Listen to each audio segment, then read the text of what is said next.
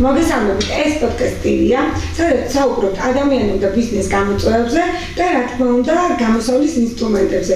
შესაბამისად, ჩვენი დღევანდელი სტუმარი ამ კომპეტენციის მიხედვით მოიწვიეთ.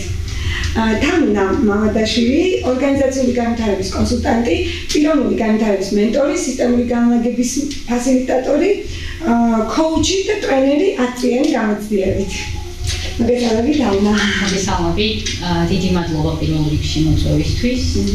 ძალიან მიხარია, რომ დღეს თქვენთან ერთად ვარ. მეც ძალიან მიხარია. ჩვენი დღევანდელი თემა არის სხეულის ენა ზღვის სცენარში. ვიბადებით გამოწვევებით და ყოველთვის ვეძებთ გამოსავალს ინდივიდუალურად, მაშინ როცა სისტემის ნაწილი ვართ. და დავსვამ აქვე პირველ კითხვას. ადამიანები ქმნიან სისტემებს თუ სისტემები ქმნიან ადამიანებს? ძალიან საინტერესო კითხვაა. პირველ რიგში, რა თქმა უნდა, ადამიანები ქმნიან სისტემებს. იმიტომ რომ, როდესაც ვთქვათ, ორგანიზაციაში შევდივართ პროცესების დასალაგებლად, პირველ რიგში კრიზისის დონეზეც ადამიანებს შორის შეიძლება იყოს იქ კონფლიქტები, გაუგებრობები და ასე შემდეგ. ანუ პირველ რიგში ადამიანები, ინდივიდები უნდა გავაძლიეროთ იმისთვის, რომ სისტემა იყოს ძლიერი. და თვითონ სისტემაში მიღებული თამაშის წესები რაც არის, შესაძლოა რაც აქამდე სცენარი იყო და წრეზე დადიოდა სისტემაში რაღაცა კონკრეტული მოვლენა იყო ნორმა, შეიძლება ერთმა ადამიანმა შეცვალოს ეს ყველაფერი. ამიტომ ადამიანებზე დგას ყველა სისტემა. და რას ნიშნავს სისტემასთან მიკუთვნებულობა? სისტემასთან მიკუთვნებულობა უკვე არის აი სისტემური განლაგებით რომ შევხედოთ. მაგალითად სისტემაში თუ იყო ბლოკი ფინანსური, რომ აი ამ მაგალითს მოვიყვანოთ 50-იანებიდან მოვდივართ ყველა. გამოვლილი გვაქვს ეს ყველაფერი და იქ იყო ეგეთი ბლოკი, რომ მაგალითად თუ ადამიანს ჰქონდა კარგი ფინანსური შემოსავალი, ეს არ უნდა ამის აფიშირება არ უნდა მოეხდინა იმის შიშით, რომ ვიღაცას შეიძლება ვთქვათ მოეტაცა და ამისთვის გამოსასყიდი მოეთხოვა. ხო? ეს ჩვენს მშობლებში, ჩვენს ბებია-ბაბუებში, ანუ სისტემაში, რომელსაც მივეკუთვნებით, ჩამჯდარი ბლოკია, სადაც დიდი ფული ნიშნავს საფრთხეს. ხო? და იმის გამო, რომ მე დაცულად ვიგრძნო თავი, მჭირდება, რომ სისტემას მივეკუთვნებოდა. სისტემაში თუ ეს თამაშის წესი მუშაობს, მე რაც არ უნდა ბევრი ვიმუშაო, ვიშრომო და მიზნად დავისახო დიდი ფინანსური შემოსავლებზე გასვლა, ეს არ გამომივა, იმიტომ რომ არაცნობიერი ბლოკი დევს სისტემაში, რომელსაც მე მივეკუთვნები და ამ ბლოკსაც ვიზიარებ, რომ დიდი ფული, დიდი ტოლობა შუაში უდრის საფრთხეს. ანუ უარყოფით რომ მეტი არის დადებითი სისტემასთან მიკუთვნებულობა? შეიძლება დადებითი ელემენტები იყოს, მაგალითად, სისტემაში იყოს მიღებული, რომ ადამიანისთვის წარმატების მიღწევა არის ნორმა და ჩვეულებრივი ამბავი. გააჩნია რომელ სისტემაზე გვაქვს, როგორ სისტემაზე გვაქვს ლაპარაკი. შეიძლება იყოს ესეთი სისტემაში იყოს მიღებული თამაშის წესი, რომ ადამიანი როცა ადვილად აღწევს წარმატებას, ეს არის ნორმა. და თუ მე ესეთ სისტემას მივეკუთვნები, მე ძალიან ადვილად გამომივა ყველაფერი. რასაც ხალხს მოვკიდებ, ოქროდ იქცევა, როგორც იქნება. ანუ გააჩნია ჩვენ სისტემაში რა თამაშის წესებია და ბავშვობაში ყველას გვჭირდება ეს გადარჩენისთვის, რომ მიკუთვნებულობა გქონდეს, მაგრამ მე თუ ვაცნობიერებ, რომ სისტემის თამაშის წესები, რომელსაც მე მივეკუთვნები, მე მაზიანებს და არ არის ჩემთვის საკეთილდო, მე უკვე შემიძლია თუ სისტემაში ცვლილება არ გამომდის, გამოვეპო ამ სისტემას. დიახ, ანუ ზოგჯერ დადებითია და ზოგჯერ უარყოფითი. ნუ რას აკეთებს ეს რეალურად სისტემური განლაგება, აი უფრო ისე რომ შევეხოთ ამ თემას. სისტემური განლაგება ეხმარება ადამიანს თავის პოვნაში, ესე მოკლედ რომ ვთქვათ. იმიტომ რომ ადამიანი შეიძლება არ ცხოვრობდეს თავისი ცხოვრებით და იმეორებდეს სისტემიდან გარიყული ადამიანის ბედს. ანუ ვიღაცა გარიყეს სისტემიდან, მასზე აღარ არის არც საუბარი, არც მიმღებლობა აღარ აქვს. შეიძლება ვთქვათ რაღაცა დანაშაული ჩაიდინა ამ ადამიანმა და ისე მოიკვეთეს. შეიძლება სისტემის წევრებისთვის ძალიან მტკივნეული იყოს მისი გახსენება და ამიტომ აღარ უსწორებენ ამ ამბავს და ამ ადამიანს თვალს. და ვიღაცა ვინც იბადება შემდეგში, იმის გამო რომ ეს ადამიანი გარიყულია, დგება მის ადგილას და იზიარებს მის ბედს. აი პირობითად 90-იანი წლები ახსენე და თქვათ იმ პერიოდში უკანონო შვილის გაჩენა, ანუ იყო თქვათ რაღაცა ძალიან ისეთი თემა, ანუ გარიყოს იწოდა ასე ვთქვათ რა და ანუ ახლა აღარ არის თითქოს ესე, ანუ ეს მიდგომა, თუმცა თუ სისტემის ნაწილი ხარ და იმეორებ, ანუ იმ გარიყული ადამიანის ბედს რამდენად აისახება, მიუხედავად რომ ახლა აღარ გვეხება თითქოს ესეთი გარიყულობა ახლანდელი მენტალობიდან გამომდინარე. ნახე, არ შეიძლება რომ ადამიანი თუ დაიბადა და სიცოცხლეში მოვიდა, იყოს უკანონო. შეუძლებელია. ეს ჩვენი საზოგადოების პრობლემაა, რომ ესეთი სახელი ქვია. თუ სიცოცხლეში მოვიდა, თუ გაჩნდა, ესე იგი ბუნებამ ესე გადაწყვიტა. ხო? ჩვენ ამას რა იარლიქს მივაკრავთ, ამას უკვე აღარ აქვს არსებითი მნიშვნელობა. მაგრამ თუ იმის გამო რომ ესეთი ადამიანი გარიყეს, თქვათ შეიძლება დედა და შვილი გარიყონ, იმ სისტემაში რომლის წევრებიც ეს ადამიანები იყვნენ, განმეორებითი ხასიათი შეიძლება კონდეს ამ სცენარს. და იქამდე მეორდებოდეს, სანამ ეს ადამიანები ნორმალურად ჯანსაღად არ მიიღებენ ამ გარიყულ ორ ადამიანს სისტემის წევრებად. და პატივისცემით არ მოიპყრობიან და არ მისცემენ თავის ადგილს სისტემაში. ძირითადად მაინც აი რა გამოწვევებით მოდიან ადამიანები, ორგანიზაციებიც. აი ძირითადად ყველაზე ისე ზოგიერთი თემა გახსენდებათ, რა გამოწვევებიც მოდიან თქვენით. თვითონ ორგანიზაციებს რაც შეეხება, ხშირი არის ხოლმე კონფლიქტები და კრიზისი, სადაც ორგანიზაცია უნდა გადავიდეს უფრო მაღალ ფაზაში, განვითარდეს, ახალ ეტაპზე გადავიდეს და ან თანამშრომლები, ან დამფუძნებელი, ან დირექტორი ვიღაც ეწინააღმდეგება, ან ორივე ვიღაც ეწინააღმდეგება ამ პროცესს. ანუ ბუნებრივი დენადობა დაირღვა, მოდის წინააღმდეგობაში ადამიანებთან და იწყება კრიზისი. ინდივიდებს რაც შეეხებათ, ინდივიდებთანაც როგორც წესი არის ხოლმე კრიზისული პერიოდი, სადაც ადამიანი წინ ვეღარ მიდის, გაიჭედა რაღაცა კონკრეტული მიმართულებით, ან ყველა მიმართულებით და რაც არ უნდა გადადგას ნაბიჯები, არაფერი არ სრულდება კარგად. და ამ დროს რომელ მეთოდს ურჩევთ ხოლმე? გააჩნია თვითონ ინდივიდს, ინდივიდუალურ დონეზე როცა გვაქვს საუბარი. გააჩნია შეიძლება ჭირდებოდეს თერაპია, შეიძლება ჭირდებოდეს კოუჩინგი, შეიძლება სისტემური განლაგების ერთმა განლაგებამ შეუცვალოს ყველაფერი ძალიან ჩქარა. შეიძლება თუ მზაობა აქვს სხეულებრივად და მისი პრობლემა კავშირშია სხეულთან, შეიძლება ჰოლოტროპით დაეხმაროს.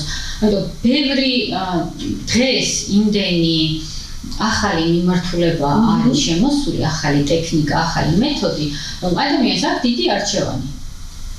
მაგრამ პროფესიონალიზმი იმაში მდგომარეობს, რომ სადიაგნოსტიკო შეხვედრისას კოუჩმა იქნება ეს თუ თერაპევტმა სწორი მიმართულება მისცეს და ეს ტექნიკები სწორ დროს, სწორ ადგილას გამოიყენოს, რომ მისთვისაც იყოს ჰარმონიული და ეკოლოგიური. ფინანსები, ურთიერთობებიც და ჯანმრთელობაც, ოჯახური სისტემით იმართება?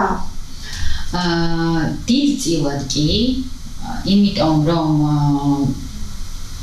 სისტემაში რა თამაშის წესებიც არის მიღებული. თუ მე მას მივეკუთვნები, იგივე თამაშის წესებს ვიზიარებ კი. ეს ეხება რომ თქვა თუ ჩემ სისტემაში ნორმაა რომ ავადმყოფი იყოს ადამიანი. მე რომ ამ სისტემას მივეკუთვნებოდე, დავიწყებ ფსიქოსომატურად დაავადებების გამოგონებას, რომ ამ სისტემისთვის ვიყო მისაღები. ფინანსურად თუ სისტემაში სიღარიბეა, ხელმომჭირნეობა, მიღებული ფორმა, მაშინ მე მდიდარი ვერანაირად ვერ გავხდები, იმიტომ რომ ავტომატურად ნიშნავს, რომ სისტემას უნდა გამოვეყო და ეს საშიშია გაუცნობიერებლად. უსაფრთხოებასთან არის და საფრთხესთან არის უბრალოდ კავშირში. რომ მე არ მივეკუთვნები ჩემ სისტემას, ესე იგი ვერ გადარჩები მათ გარეშე. ეს იყო უკვე ფინანსური ჯანმრთელობის და ურთიერთობების დინამიკაც თქვათ, რაც იყო თაობებს შორის, მე რასაც ვხედავდი, დედა და მამა როგორ ურთიერთობდნენ. ანუ სისტემის ორი წევრი, რომელთანაც პირველი შეხება მქონდა. თუ იმასაც უკვე ვუყურები, თქვათ, ბებია ბაბუა როგორ ურთიერთქმედებენ ერთმანეთთან, ეს მე როგორ აისახა დედაზე და მამაზე.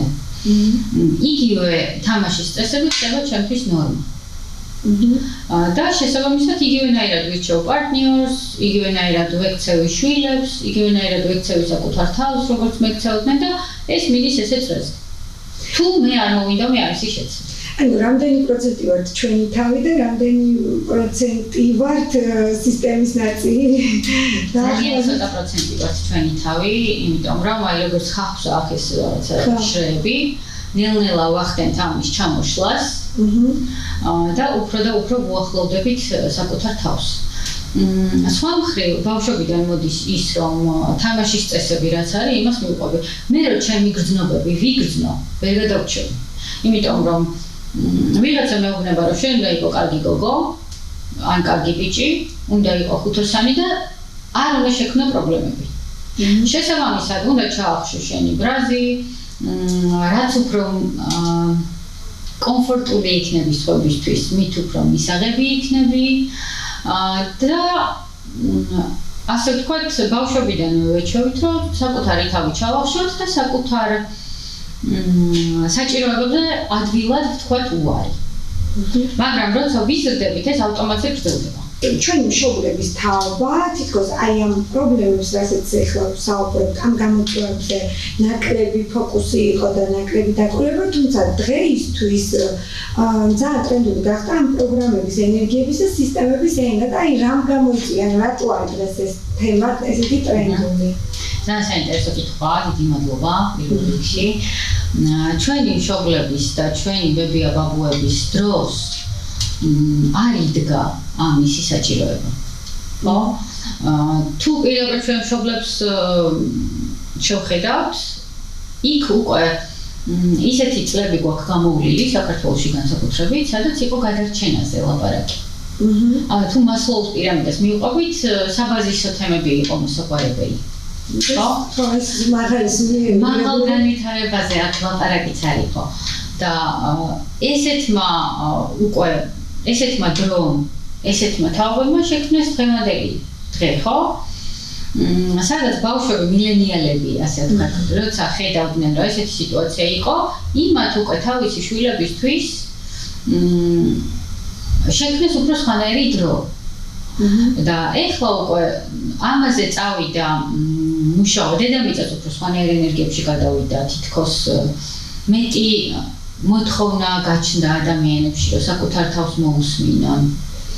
და რაც ხელს უშლით, რა ბარიერებიც არის, რა წინაღობებიც არის, ესენი გადაამუშავონ და სიმშვიდე და ჰარმონია იგრძნონ თვითონ. ხო? მაგრამ აქ უკვე როცა აქამდე მივდივარ, საბაზისო თემები უნდა იყოს მოგვარებული. ანუ შესაბამისად, ეხლა კითხვა მქონდა, რომ რატომ მეორდება სცენარები, მაგრამ უნდა დამომწურავი იყო წინა პასუხები, რომ ვფიქრობ, რომ კითხვის დასმის საჭიროება არ დგას. თუმცა მინდა რომ შევეხო ეს ოჯახური დინამიკა რამდენად აისახება ბიზნესზე, იმიტომ რომ რაღაც ისეთი დრო არის რომ შევეხეთ რომ ძალიან ბევრი ადამიანი თვითონვე აწარმოებს საქმიანობას, აქვს თავისი კომპანია, ძალიან ცდილობს შექმნას თავისი ღირებულებები, თუმცა აი რამდენად აისახება ეს ხარვეზი, რაზეც ვისაუბრებთ, ანუ პიროვნული პრობლემა ბიზნესის დინამიკაზე განვითარების. პირდაპირ აისახება, იმიტომ რომ ადამიანები ქმნიან ბიზნესს. თუ ადამიანმა თავის სისტემაში, თავის ცხოვრებაში, თავის პირად ცხოვრებაში ვერ მოაგვარა მნიშვნელოვანი საკითხები, ვერ გასცა პასუხი, ვერ დაამუშავა თავის თავში, სად მიაქვს ეს ყველაფერი.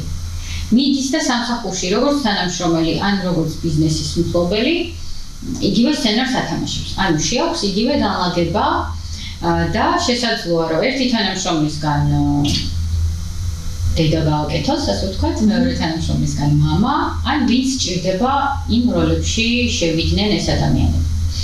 რეზონანსის და ველის პრინციპით ეს თავისუფლად შესაძლებელია.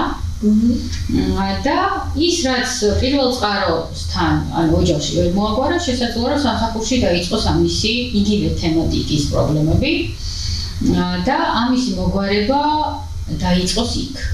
ამიტომ ძალიან მნიშვნელოვანია ორგანიზაციული განლაგებების დროს ხშირად ჩანს ხოლმე ესეთი საკითხი, რომ თქვა პრობლემა არის შეიძლება დამფუძნებლის სისტემაში რაღაცა თამაშის წესებია, სადამდეც უკვე მივიდა კომპანია და დამფუძნებელმა რომ ვერ გადაлаხა ეს კონკრეტული გამოწვევა, სისტემური პრობლემა თავის სისტემაში. იგივე პრობლემა მოაქვს ორგანიზაციაში. აი პირობითად რაღაც საბოტაჟის მდგომარეობაში თუ იმყოფება და თვითონ წისვლაზე ვერ ორიენტირება და უშლის ხელს თანამშრომელს, აი ესე რომ შეხედო. თანამშრომელსაც შეიძლება უშლიდეს ხელს თუ თანამშრომელი უფრო მაღალ განვითარებული ტიპია, ხო? იმიტომ რომ საქართველოში კომპანიების უმრავლესობა არის პიონერულ ფაზაში. სულ არის 4 ფაზა, ხო? პიონერული ფაზა არის სადაც ყველას იცნობს, ერთმანეთთან მეგობრული, უფრო ოჯახური ურთიერთობებია და მეორე ფაზაში უკვე ხდება ის, რომ სისტემა აწყობილია, ყველა მიცის ვინ რას აკეთებს, სამუშაო აღწერილობები ყველას აქვს თავისი საქმე. თუ პირველ ფაზაში ერთმანეთის საქმის შეთავსება შეეძლოთ, მეორე ფაზაში ეს აღარ არის. და იქ საქმე უკვე იმდენად სტრუქტურიზებულია, რომ ადამიანი ამ ადამიანურ ურთიერთობას რაც ახსოვდა პირველ ფაზაში მოწყვეტილია და თავს გრძნობს რობოტად. შესაძლოა. ხო? ხშირი არის როგორც წესი, საქართველოში უმრავლესობა კომპანიების არის პირველ ფაზაში და როდესაც მეორე ფაზაში გადადის, არის ხოლმე გარდამავალი ფაზის კრიზისი.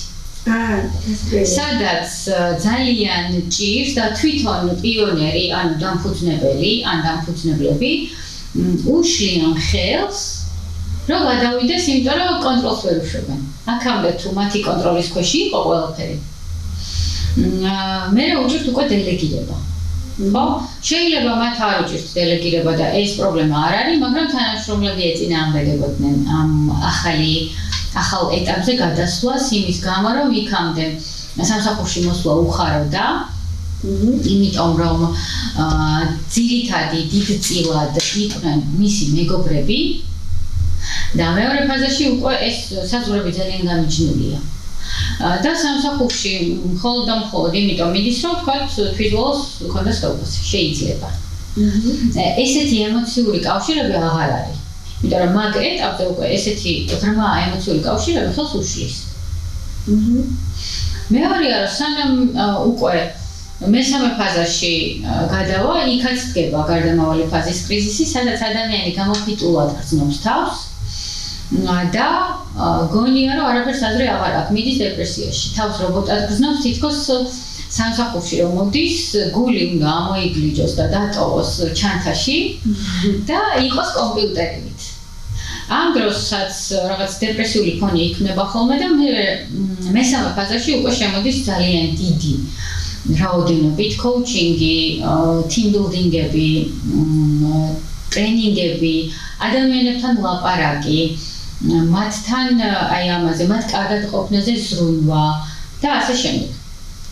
ეს სამფაზე უფრო აქტუალურია ხოლმე საქართველოს მეოთხემდე ჯერ მეოთხე არის ჰოლდინგები, სადაც უკვე ერთი კომპანია მართავს ბევრს და ბევრი ფილიალები აქვს და იქ სხვანაირი სისტემაა. მაგალითად, თქვა, შეიძლება გქონდეს ფილიალი 10 ქვეყანაში და აქ უკვე სხვანაირი მიდგომები არის, მაგრამ ჩვენთან ძირითადად პირველ მეორე ფაზაზე გვაქვს ხოლმე ლაპარაკი.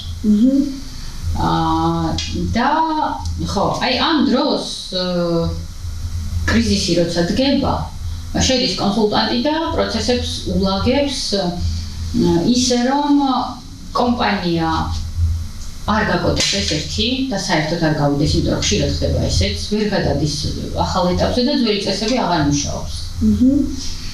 ამ დროს არის კონფლიქტები, იკლებს შემოსავალი, გაყიდვებით იკლებს, მაღალი დენადობა უკმაყოფილების გამო სამსახურიდან მიდიან, მე ახალი კადრების მოძიება ჭირს და ასე შემდეგ, ხო?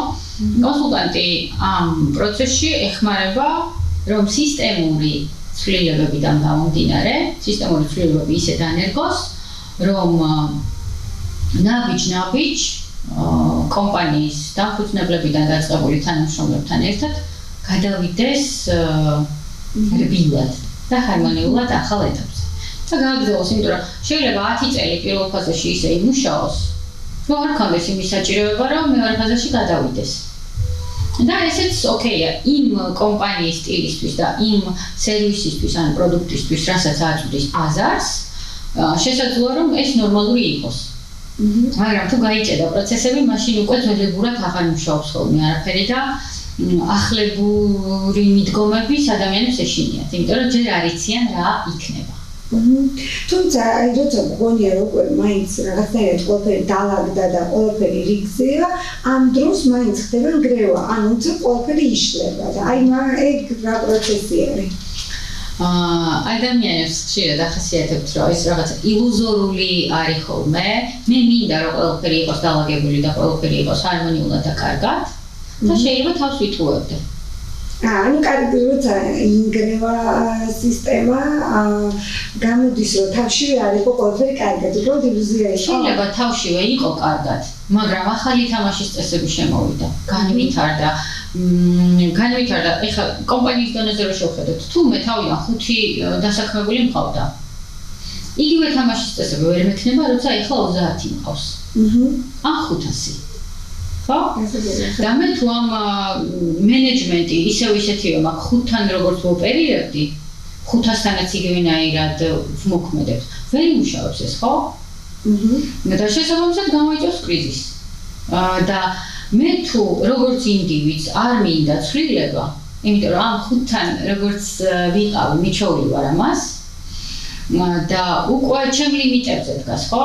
მე უნდა ვამითარდე, მე უნდა შევიცვალო. რომ მოვერგო ახალი თამაშის წესებს. აი ეს მოქნილობა როცა არ არის, მაშინ ყველაფერი იწყებს ნგრევას. იმიტომ რომ ადამიანი უარს ამბობს ადაპტაციაზე და ახალი თამაშის წესებისთვის ეს ერთი რო თვალის დასწორებაზე და მეორე მორგებაზე. ანუ გამოდის რომ ბიზნესი სრულად მეორებს დამფუძნებლის შინაგან მდგომარეობას. შენ შემთხვევაში ესე არის და ბიზნესის ნაწილში კი განვიხილოთ, ინდივიდუალურად როცა არის რომ ადამიანს ყველაფერი თავზე ენგრევა, მანდაც გვაქვს გარდამავალი ფაზის კრიზისი. ხო?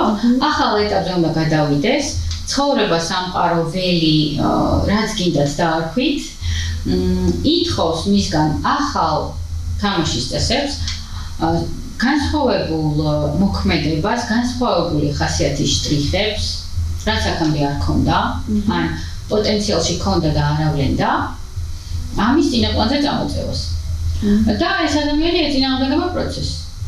და იმისთვის რომ საბოლოო ჯამში აქამდე მივიდეს, მიიღებს ბევრ დარტყმას, კრიზისს, რთულ პერიოდს, რთულ სიტუაციებს და ამ სიტუაციების თუ პროცესების გადალახვისას შესაძლოა რომ ზუსტად გამოიმუშაოს ის ძალა, ის უნარები, ის ხასიათის შტრიხები, რაც ახალ ეტაპზე ჭირდება. ესე იგი, რაც ვისაუბრეთ, აქედან გამომდინარე, შესაძლებელია, რომ კომპანიაც ატარებდეს ოჯახურ ტრამვას, აი ნახეთ, იქ შინაგან მდგომარეობაზე ვისაუბრეთ, მაგრამ ხო, დაახლოებით პრინციპში ის გამოდის თემის გაგრძელება, რომ ანუ ოჯახური ტრამვით შეიძლება დამფუძნებელი, ანუ დამფუძნებლებიდან რომელიმე ატარებდეს ოჯახურ ტრამვას და რაღაცა კომპანიას ეხებოდეს, ამ დონეზე გავლენა შეიძლება ქონდეს? გავლენა შეიძლება ქონდეს, მაგრამ კომპანიაში უფრო ადვილად არის ეს თამაშის წესები სისტემური განლაგების მიხედვით. თუმცა დამფუძნებლის კონკრეტულ ბლოკს ან ტრამვას, რაც სისტემაშია, ეს მოაქვს სამსახურში. ხო, როგორც აღნიშნეთ. კი, როგორც აღნიშნეთ, მოაქვს სამსახურში და ეს უნდა გადაიჭრას როგორც წესი და მე უკვე ეს ადამიანი რო ცვლის დამოკიდებულებას, მიდგომას და ეს ბლოკიც რო აღარ დგას წინ, კომპანიაც უკვე ადვილად მიდის წინ. რადგან ჩვენ დამფუძნებლის პოზიციიდან ვისაუბრეთ, ეხლა უშუალოდ აი რაღაცნაირად მაინც თანამშრომლის პოზიციიდანაც რო შევხედოთ სიტუაციას, ანუ რას გრძნობს თანამშრომელი, ვთქვათ, პირველ დღეს, ანუ სამსახურში მისვლის პირველ დღეს, ან მისი პირველადი განცდები, ანუ რაღაც შფოთი რას უკავშირდება, ან პირიქით კარგი განცდა. მეტად ხო რა არის. პირველ რიგში არის როგორ მიმიღებენ. ისევ და ისევ მივდივართ მიკუთვნებულობამდე, ხო? გამიყავენ თუ მიმიღებენ. ერთი. რამდენად კომფორტულად შევძლებთ მათთან შემდგომში უკვე ურთიერთობას, ხო? და ამას ეკუთვნება ხოლმე. და გარდა ამისა, არის ძალიან მნიშვნელოვანი ფაქტორი, რამდენად შევესაბამებით ჩვენ განვითარებით მე როგორც ინდივიდი და კომპანია თავისი კორპორატიული კულტურით და ადამიანებით, ვინც მუშაობენ. შესაბამისად შეიძლება კონდეს განცდა, რომ ორგანიზაცია არის ჩვენთვის ტოქსიკური ან პირიქით. ზუსტად. მაგრამ აქ ლაპარაკი გვაქვს არა იმაზე, რომ ორგანიზაცია თვითონ არის ტოქსიკური. არამედ ჩვენთვის როგორც ინდივიდისთვის, ჩვენთვის შეიძლება იყოს მხოლოდ ტოქსიკური, იმიტომ რომ ისევ და ისევ ფაზებს დაუბრუნდები. ხო. კომპანია შეიძლება იყოს პირველ ფაზაში და მე მოვდივარ მეოთხე ან მესამე ფაზის გამოცდილებით. ერთი, რომ წინა კომპანიაში მაგ ფაზაზე ვმუშაობდი და პიროვნულადაც მაგ ფაზაზე ვარ განვითარებით. ეს იგივეა, რომ თქვათ მე-12 კლასიდან დავაბრუნონ მეორე მესამე კლასში, ხო? ამ დროს ჩვენთვის იქნება ტოქსიკური, იმიტომ რომ იქნება მოძველებული მიდგომები, რაც მე უკვე გავლილი მაქვს და მომბეზრდება, ადვილად მომბეზრდება აქ მუშაობა. ასევე შეიძლება იყოს პირიქითაც, ხო? მაღალ განვითარების კომპანიაში შევედი, მე აქამდე მქონდა მხოლოდ პირველ ფაზაზე მუშაობის გამოცდილება და მოვხვდი უცებ მესამე მეოთხე ფაზის კომპანიაში. და ამ დროს რა ხდება? დაღლეულობა, ვერ ვეწევი ტემპს, ჩემი ყველა მიდგომა, რაც აქამდე ვიცოდი, უკვე მოძველებულია. არაფერი ისე აღარ გამოდის, როგორც კარგად გამომდიოდა, ვთქვათ, წინა კომპანიებში, ხო? აქაც ძალიან მაღალი სტრესია ჩემთვის, რომ ფაქტობრივად სულ მიწევს, რომ ვირბინო, რაღაცებს გადავახტე და დავეციო, ვიღაცა ახერხებს ამას, მაგრამ თავიდან შეიძლება 6 თვე გაუჭირდეს. მაგრამ დიდწილად 6 თვის ფარგლებში მიდიან ხოლმე სამსახურიდან ესეთი ადამიანები. მაგრამ სამსახურიდან მიდიან იმ შემთხვევაშიც, როცა აქვთ ძალიან მაღალი ხელფასი და ამის მიუხედავად იღებენ ესეთ გადაწყვეტილებას. ანუ თავი ფაქტორი რა არის ამ დროს, რომ რაც ამ მაღალი შემოსავალი მქონდეს, მით შემდეგ დავტოვოს სამსახური. ბოლო პერიოდში ძალიან ხშირად არის და ეხლა ინდივიდუალური მუშაობისასაც უკვე ხშირად მოხდება ესეთი სიტუაცია, სადაც ადამიანს აქვს მაღალი ხელფასი, მაგრამ არ არის კმაყოფილი და არ უხარია ყოველდღიურად სამსახურში წასვლა. იმიტომ რომ ისევ მასლოუს პირამიდას დაუბრუნდები, პირველადი მოთხოვნილებები დაკმაყოფილებულია და იქ უკვე საუბარია თვითრეალიზაციაზე. ანუ მე როგორც პიროვნება, რა სარგებელი მომაქვს. ვაკეთებ თუ არა იმას, რაც ერთი სიამოვნებას მანიჭებს და მეორე ვხედავ, რომ სარგებელი მომაქვს და ვცვლი რეალურად ადამიანების ცხოვრებას. დადებითისკენ, რა თქმა უნდა. და ეს კრიზისი როცა დგება, ხშირად ესეთი ადამიანები იწყებენ საკუთარი თავის ძიებას, იმ მიმართულების, იმ პროფესიის სწავლას, ან წარსულიდან ამოღებას. ეს შესაძლოა წარსულში მქონდა რაღაცა კონკრეტული ნიჭი და მე იმის გამო, რომ თამაშის წესები იყო ისეთი, რომ ვთქვათ, ფინანსური სტაბილურობა იყო საჭირო, წავიდა ფინანსების მიმართულებით. ან და იყო ხელოვანი. ხშირად არის ესეთი შემთხვევები, რომ ხელოვანი ადამიანები რაღაც პრაგმატულ პროფესიებს ირჩევენ და შემდგომ თავსად გრძნობენ. ზუსტად და პირველი არის ის, რომ ერთი გამომდინარეობს შიშიდან, შიშს ეკუთვნება, რომ მე თუ კარგად მაღალანაზღაურებადი სამსახური არ მექნება, ვერ გადავრჩები. და მეორე ეკუთვნება სიყვარულს და სიამოვნებას. მე ეს მიყვარს, ჩემს სულს და გულს რაღაცა ამ კონკრეტული მიმართულებით მუშაობა და ამ საქმის კეთება ბედნიერებას, სიხარულს, სიამოვნებას ანიჭებს და კარგადაც გამომდის. ფინანსების გამომუშავება შესაძლებელია არა დეფიციტიდან, არამედ სიამოვნებიდან. ზუსტად სწორად გამიგეთ და კი, როცა საუბარი გვაქვს ფინანსებზე, უნდა იყოს მიბმული სიამოვნებაზე. მე რაც უფრო სიამოვნებას ვიღებ ჩემი საქმიდან, მეც გამოვიმუშავებ ერთი, ამ გამომუშავებულ ფულს ხარჯავ სიამოვნებითვე და როცა სიამოვნება და სიხარულის ემოცია ადევს რაღაცას, ის მრავლდება. როცა შიშზეა დაფუძნებული, რომ მე დღეს თუ დავხარჯავ, ხვალ აღარ მექნება, ენერგიის დენადობა იბლოკება. და იმ დროსაც, როცა მე სიამოვნებას და ბედნიერებას არ მანიჭებს იმას, რასაც ვაკეთებ დღეს, შემოსავალი, რაც თვის ბოლოს მაქვს, გაუფასურებულია. იმიტომ რომ იმისგან მე ვერ ვიღებ სიამოვნებას. გამოდის, რომ ესე იგი სიამოვნების მიხედვით ხდება ყველაფერი და ანუ თუ თქვა საქმისადმი სიამოვნება დავკარგე, გამოდის კრიზისში შევდივარ? კი. გამოდის, რომ კრიზისში შევდივარ და ფული არ შემოვა. წესები ითხოვს იმას, რომ მე შევიცვალო, ყურადღება მივაქციო რამ სიამოვნებს, სად შემიძლია ადამიანებისთვის მეტი სარგებლის მოტანა, ოღონდ მეც უნდა მომწონდეს და მიხარებდეს ამის კეთება.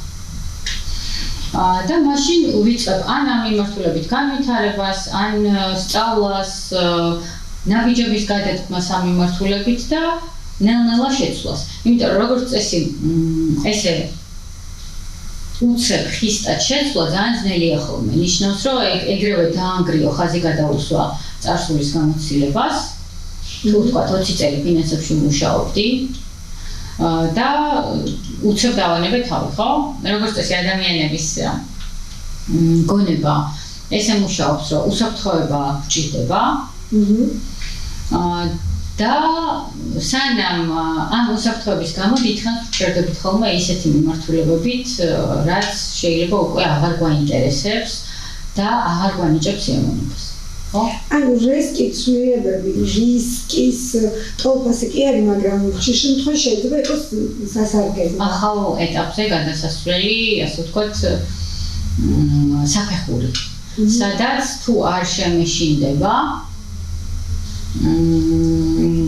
ანდობა რა მოკლედ, ანდობა სამყაროსად მის, რომ თუ მე ყველაფერს არ გავაკონტროლებ, შეიძლება რომ მაინც ყველაფერი კარგად იყოს. და დაალაგდეს ჩემს სასიკეთოდ და არა პირიქით. და მაინც რას ნიშნავს საკუთარი ადგილის პოვნა? საკუთარი ადგილის პოვნა ნიშნავს იმას, რომ შენ თვითონ ხარ კომფორტულად, ბედნიერად, ყოველი დღის გათენება გიხარია. ეს ეხება როგორც საკუთარი ადგილის პოვნას სამსახურეობრივ კარიერულ ჭრილში, ასევე ოჯახურ ჭრილში, ხო? იმიტომ რომ თუ შენ ყველაფერს თამაშით ადვილად ბედნიერად აკეთებ, ეს იმას არ ნიშნავს, რომ ინფანტილური დარჩე. მაგრამ სიამოვნების ელემენტი ნიშნავს, რომ შეიძლება მსუბუქად გამოგვიდეს ყველაფერი. აუცილებელი არ არის, რომ რაღაცა კოლოსალური შრომა ჩადო, რომ შედეგი მიიღო. თუ იმას აკეთებ, რაც შენია, ერთ-ერთი მახასიათებელი ეგეც არის ხოლმე, რომ ადვილად გამოდის, მაგრამ დასაწყისში რა თქმა უნდა გიწევს შრომის ჩადება. შრომის ჩადებას ადამიანების უმრავლესობა იწყებს, მაგრამ წარმატების მიღწევის შიში მაინც ჩდება და აი რატო არადრეალურად წარმატება უნდა ხო ყველას იმიტოდებს შრომას, მაგრამ საქმეზე რომ მიდგება, წარმატების შიში არსებობს ტერმინიც კი. საქმეზე რომ მიდგება, როგორც წესი, ხდება ის, რომ ადამიანი თავის თავს თვით საბოტაჟს უკეთებს. და აქაც ისე მივალთ მიკუთვნებულობამდე, რომ მე თუ ვიქნები ძალიან წარმატებული, ჩემი შეშურდებათ, ჩემი მეგობრები აღარ მიმიღებენ, ჩემი ოჯახის წევრები აღარ მიმიღებენ და ნელ-ნელა უფრო დავშორდები იმ გარემოს, რომ ახლო გარემოცვას, რომლებიც აქამდე ჩემთვის იყო კომფორტის ზონა.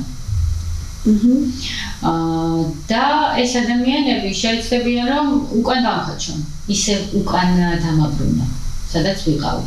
და თუ მოწყვლადი ხასიათი მაქვს, ეს იმოქმედებს. ეს იმოქმედებს, იმიტომ რომ მე მაქვს რაღაცა დონეზე ამ ადამიანებთან მიჯაჭვულობა და არ მინდა მათი დაკარგვა, მაგრამ თუ მე ამას გადავლახავ, ვიღაცაები შეიძლება გამომკვნენ და ჩემთან ერთად განვითარდნენ.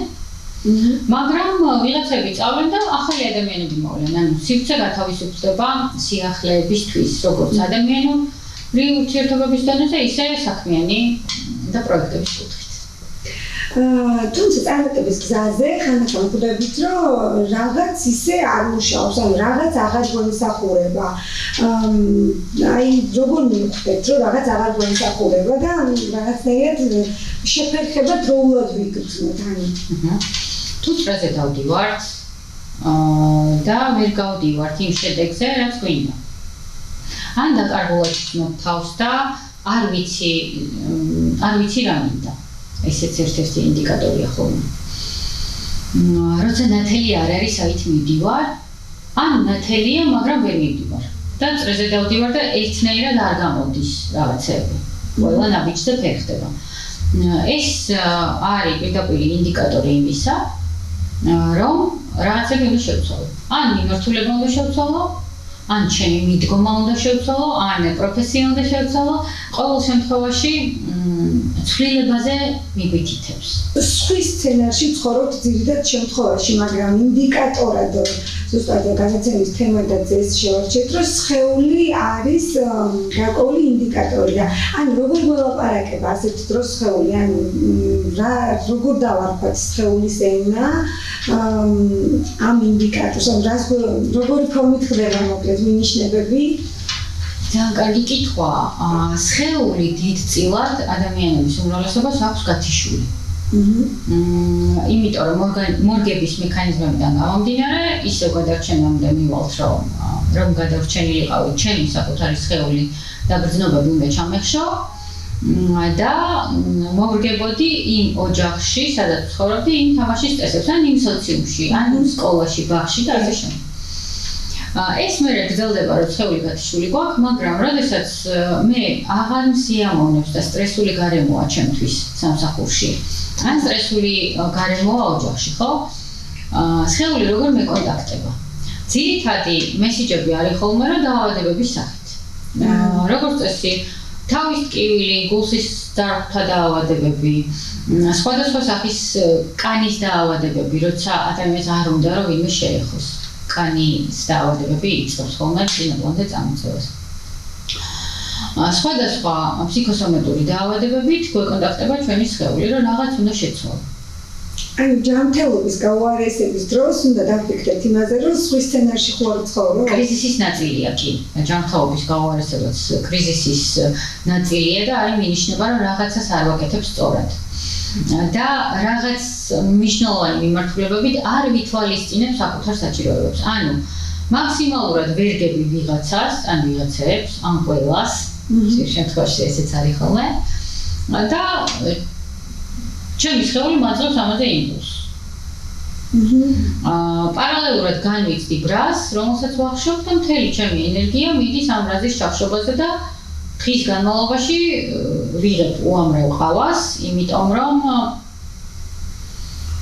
უენერგია გრძნობ თავს. სინამდვილეში მთელი ჩემი ენერგია იხარჯება იმაზე, რომ ბრაზი დავიჭირო.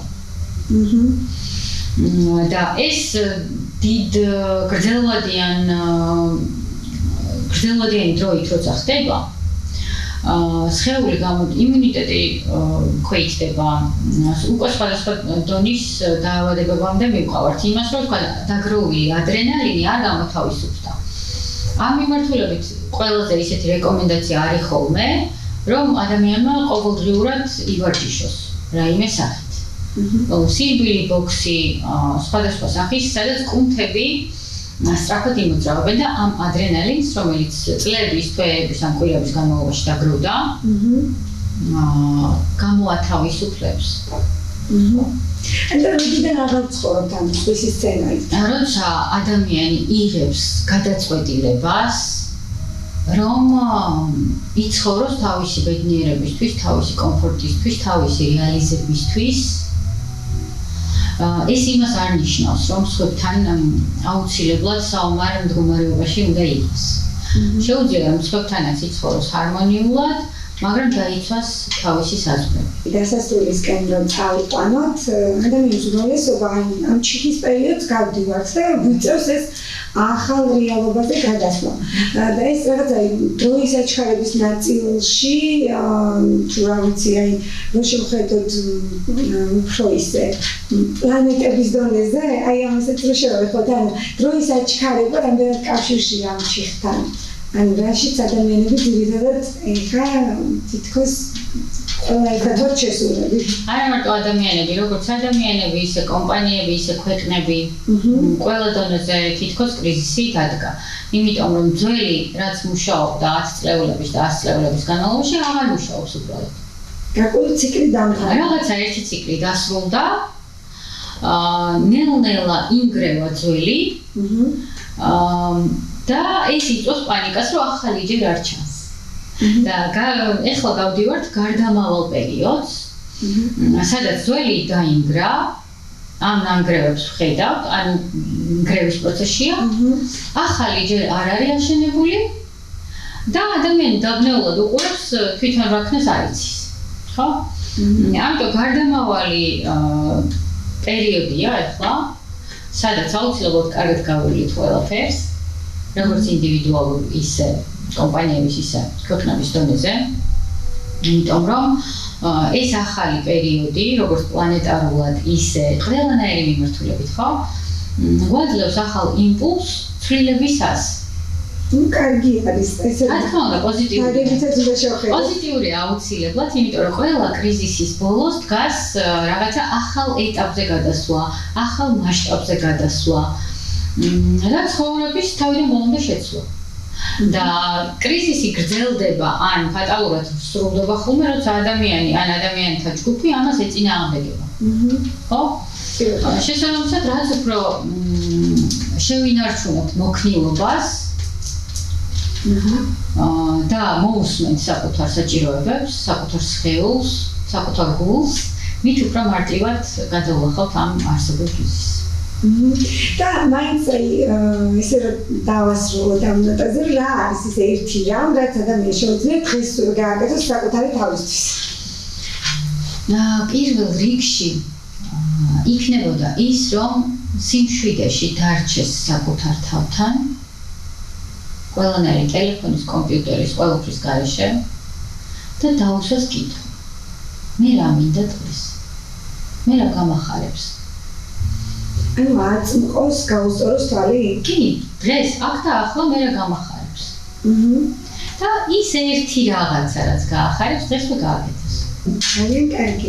ჩვენ შეგვიძლია რომ დღევანდელი თემა ესე დავასრულოთ, თუმცა თუ გაქვთ ორგანიზაციული კრიზისი ან ადამიანური გამოწვევების წინაშე გახართ, თამუნას შესანიშნავად შეუძლია ამ გამოწვევებზე მუშაობა და მე შემიძლია თითო ლინკი ჩვენი გადაცემის ბოლოში.